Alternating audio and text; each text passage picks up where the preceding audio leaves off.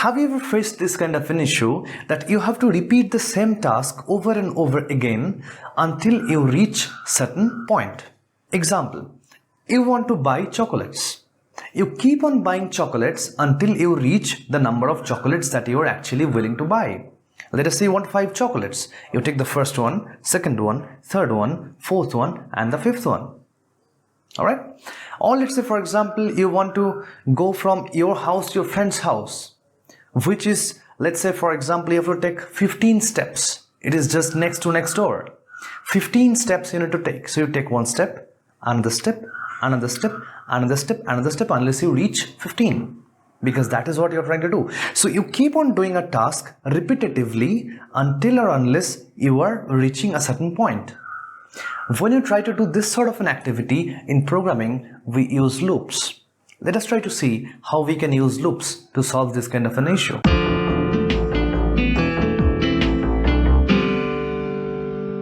So let us work with loops. Now the first question that comes into picture is that what are loops? So now when we talk about loops, we are talking about doing certain task repetitively multiple times. Okay, so an example of such a thing can be, let us say, there is a kid who wants to buy chocolates and he wants to buy 5 chocolates. So he'll do like this. So he will keep on taking chocolate till he has 5 chocolates with himself. That means, see, number of chocolates wanted is 5. And when he first time goes to the shop, so number of chocolates in hand is 0. He doesn't have anything with himself, right? So the kid wants to buy 5 chocolates and initially he has no chocolate with him. So number of chocolates in hand is 0 and number of chocolates wanted is 5. Now in this particular situation, he wants to continue buying a chocolate till he has reached 5 chocolates, or let's say picking up a chocolate, right? So he wants to pick 5 chocolates. One thing you can do is that you can write an if. If number of chocolates in hand is less than number of chocolates wanted, then you can say print pick a chocolate. Right? And as soon as he picks a chocolate, immediately the number of chocolates in hand will be increased by 1. So number of chocolates in hand equal to whatever it was earlier, number of chocolates in hand plus 1. That means earlier value of number of chocolates in hand, that is 0 plus 1. So totally it becomes 1. Next time it will become 1 plus 1, that is 2. But the problem over here is that if I run this program, let's say print number of chocolates in hand is, and comma, number of chocolates in hand, so that it will print this text and this number. So if I run this, you will find out that it is telling me that number of chocolates in hand is 1, because it only one time it checked it, one time it allowed you to pick a chocolate and then it finished. So this, after finishing, it did not recheck the condition and rerun it once again. It checked the condition only once. The condition was valid. So it bought 1 chocolate, or it picked up 1 chocolate and stopped it, right? So one way of it can be actually to repeat this. I mean, let's say I'm taking this, one way of can be actually repeating this.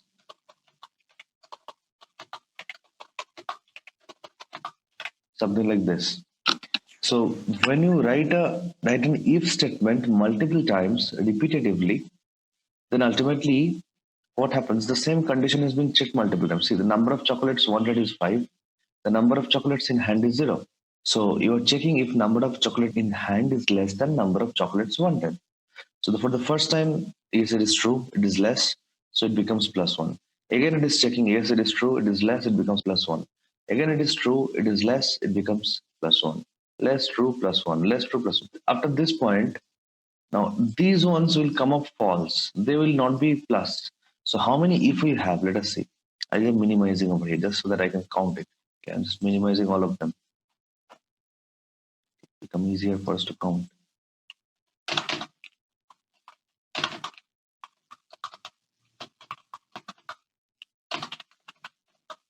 So we've got 1, 2, 3, 4, 5, 6, 7. 7 ifs.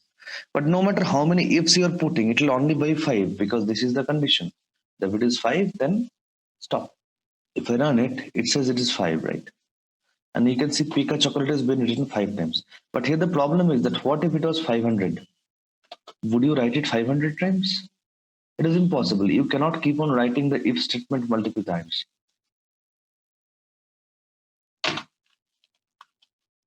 That is why you replace it with while. You replace with while. You say while the number of chocolates in hand is less than number of chocolates wanted, pick a chocolate, and then it says that number of chocolates in hand is increased by 1. So when it reaches here, it will be like once again, okay, so I still do not have enough chocolates with me. This is still satisfying. All right, not an issue. Again, come back. Again, it is satisfying. No, not an issue. Again, come back. And in this way, what it does, it keeps on happening. So if I now write it down, oh, see, it become 500. So just like that, it become 500. You can remove the Pika chocolate also. I mean, that's on you. But anyway, let's keep the Pika chocolate so it shows that we are actually picking a chocolate. What does while does? While is basically looping, right? It is looping through the. So it comes over, it comes to the end. Again, it checks it. And again, it keeps on doing unless it is finished. Then only it will come outside. You can prove this by seeing that it is printing the number of chocolates in hand after everything is finished, after all this counting is finished. So it kept on going here, here, here, here, here. When everything got finished, then only it came out and it printed that total number of chocolates in hand is how much ever. So let us do another example of loops. So it is like, let's say there is a particular calculation we want to do. Let's say we want to take a number and we want to extract the last digit of it. We keep on extracting the digits of it from the right hand side to left hand side. So that means if there is a number 2568, right? Then we print 8, then 6, then 5, then 2. So you just print it. We are not creating a new number of its opposite, but we are just printing this value. We are printing 8, then we are printing 6, then we are printing 5, and ultimately we are printing 2. This is the idea. So now, in order to do so, there is a new operator that I did not talk about when I talked about the mathematical operations. That is the modulus operator. So if you have a number, let's say number equals to 2568, there is a modular operator. What it does, it will be, so if you like number mod, percentage sign is called mod, number mod 10. This will mean that what if I divide this number by 10, then what is the remainder that I get? Now if you see, if you divide 2568 by 10, it will be 2560. Till that much you can reach. 8 will be the remainder. So 2568 if I divide by 10 and the remainder always will be 8. So how we can achieve this, if I want to do this, so we can do like this.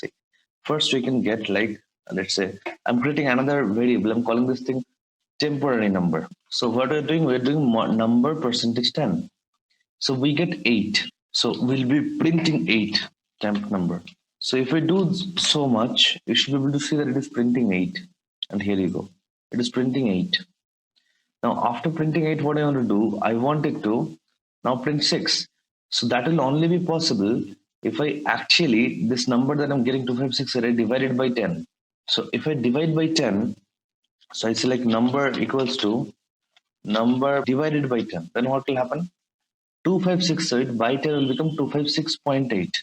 It will become 256.8. Let us try to print it and let us see what is the value it is giving. It should give us that print number. So it tells us 256.8. Now we can make it an integer. If we make it an integer, it will get stuck at 256 itself. It will drop the 0.8 because integers do not have decimal values. So we can do like int and then a bracket over here and then a bracket over here. So now if I run it, it will say 256. So we made the last digit completely go off of this number. Then we can repeat the same process. Again, we can do modulus 10 and all those things. Right? So now you got 256. If I do this modulus 10, I'll get 6. I can print it.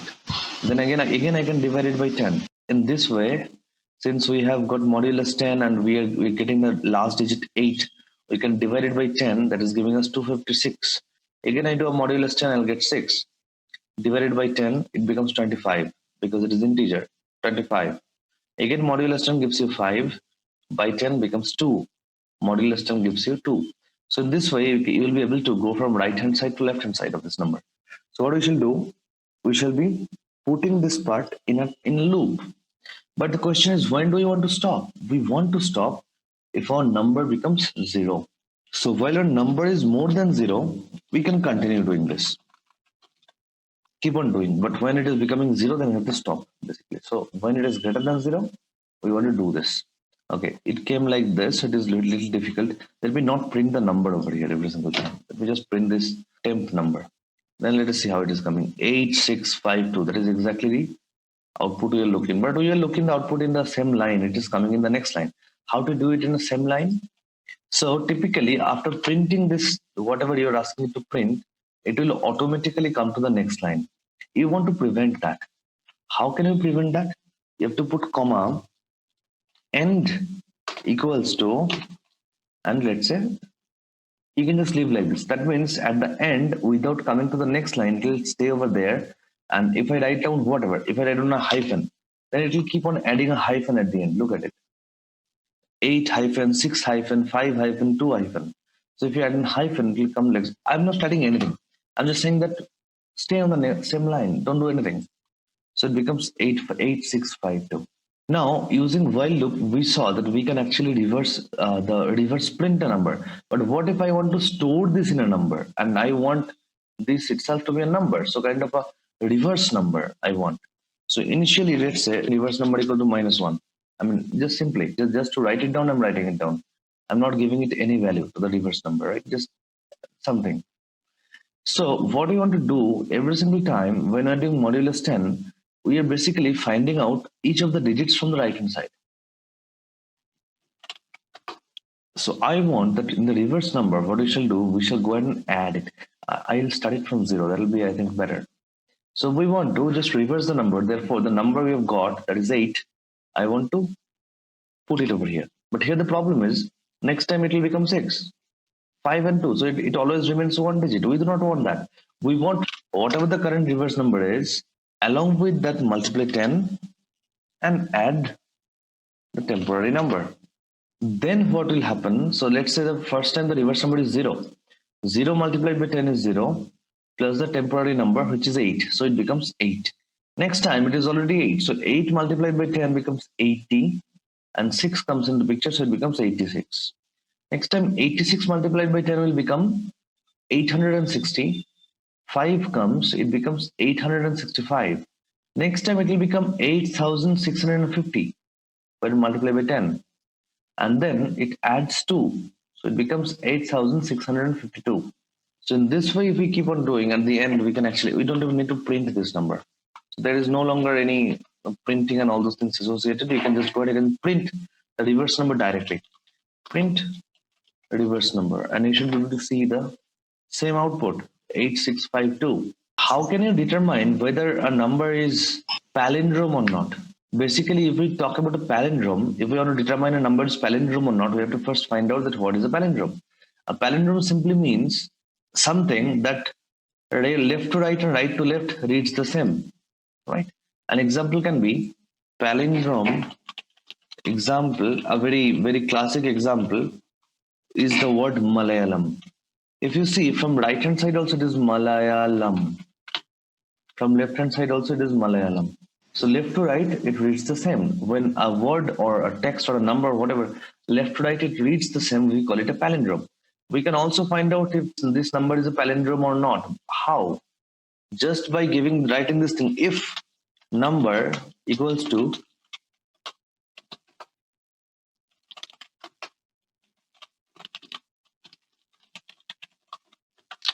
then we can say it is a palindrome. So let us try it. Now, of course, it will not say anything because they are not equal. But what if I write down a number like this? 25652.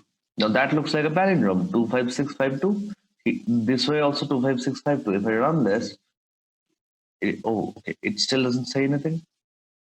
Have I done some mistake over here? 25652. Okay, but it is the same number ultimately. Okay, fine, cool. I got the point. The number variable is getting decayed, right? It is always getting decayed by 10. So it is ultimately coming up to 0. That is why it is happening. So it is better that we store this number variable in another one. So we'll just say original number